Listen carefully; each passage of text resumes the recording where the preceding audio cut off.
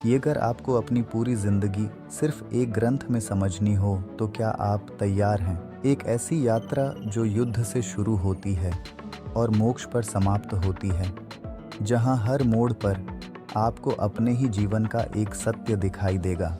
महाभारत सिर्फ इतिहास नहीं है, यह आपकी अपनी कहानी है।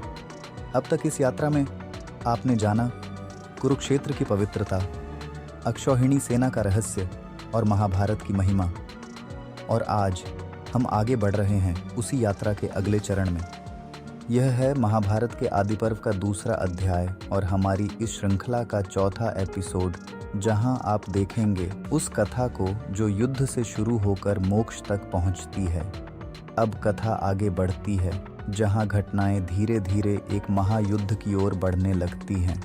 आरण्य पर्व के बाद आरंभ होता है विराट पर्व, जहां पांडव अज्ञातवास में राजा विराट के नगर में प्रवेश करते हैं और वहीं कीचक वध होता है।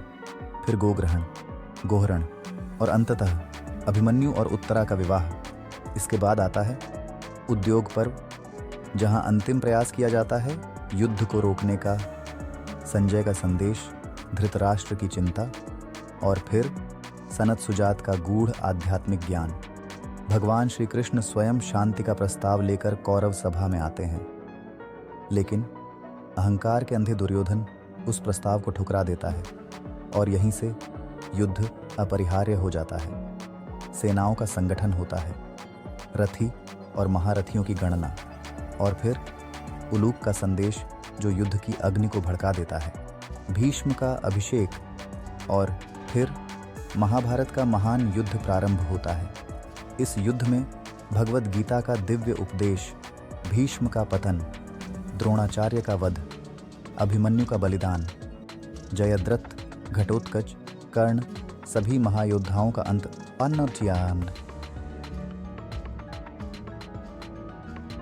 गदा युद्ध भीम और दुर्योधन के बीच, जहां अधर्म का अंत होता है।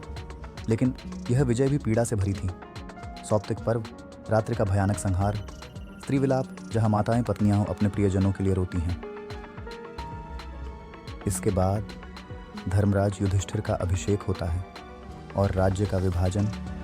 फिर आता है शांति पर्व, जहां भीष्म राजधर्म, आपद धर्म और मोक्ष धर्म का उपदेश देते हैं।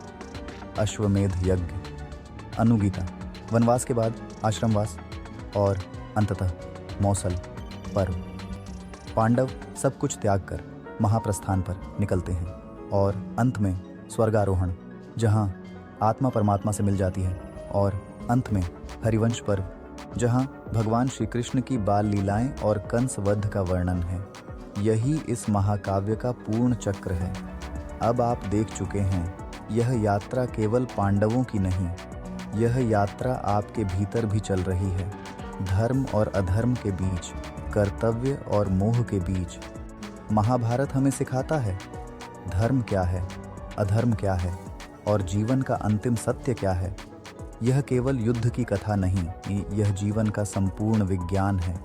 लेकिन यह तो बस शुरुआत है, क्योंकि अब हम इस महाकाव्य को केवल समझेंगे नहीं, हम इसे जिएंगे। अगले एपिसोड में हम आदि पर्व की कथा को और गहराई से खोलेंगे, जहां हर घटना, हर पात्र आपको एक नया दृष्टिकोण देगा। तो इस यात्रा में हमारे साथ जुड़े रहिए, क्योंकि महाभारत को समझना मतलब स्वयं को समझना है। जय श्री कृष्ण।